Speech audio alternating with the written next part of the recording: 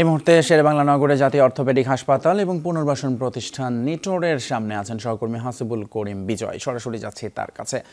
বিজয়, কি অবস্থা সেখানে? অচল অবস্থা নিরসনে কোনো পদক্ষেপ কি নেওয়া হলো কিনা? আর যেরকম দাবি আমরা শুনছিলাম যে উপদেষ্টা কেউ এসেছেন বা আসবেন, এরকম কোনো খবর আছে কিনা আপনার কাছে একটু জানাবেন। ফয়সাল, আপনি যেমনটি বলছিলেন যে সকালের দিকে কিন্তু আসলে স্বাস্থ্য উপদেষ্টা এবং ব্রিটিশ হাইকমিশনার এখানে জুলাই আন্দোলনে যারা আহত তাদেরকে কিন্তু পরিদর্শনে এসেছিল। তারপরেই কিন্তু আসলে 4 তলায় যখন তারা এই পরিদর্শনে যায়, 3 তলার রোগীদের সাথে যখন তারা কোনো ধরনের কোনো সাক্ষাৎ করেনি। শ্রীলঙ্কা আবারও রপ্তানিতে শীর্ষে, তখনই কিন্তু তারা আসলে আন্দোলন নামে এবং তারপরে আসলে আগারগাঁ থেকে যে শ্যামলীমুখী যে রাস্তাটা রয়েছে সেই সড়ক কিন্তু তারা অবরোধ করে। এরপরে কিন্তু হাসনাত আবদুল্লাহ এবং জুলাই আগস্ট ফাউন্ডেশনের যে প্রধান নির্বাহী মীর স্নিগ্ধ, সেও কিন্তু এখানে এসেছিলেন তাদেরকে আশ্বাস দিতে।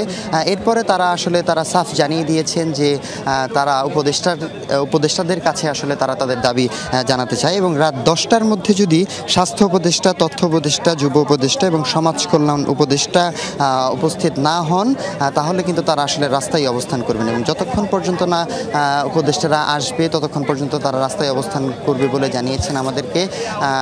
এছাড়াও যেমনটি বলছিলেন যে তারা আসলে এখানে আসবেন কিনা, আমরা যতটুকু জানতে পেরেছি তারা এখানে আসবেন এবং তাদেরকে আশ্বাস দিবেন, এমনটাই আমরা জানতে পেরেছি।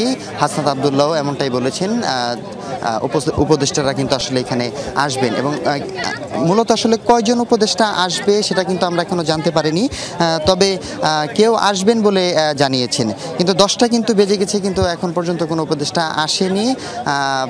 আমরা যতটুকু জানতে পেরেছি তারা আসলে আসবে। ফয়সাল। জি বিজয়, অসংখ্য ধন্যবাদ।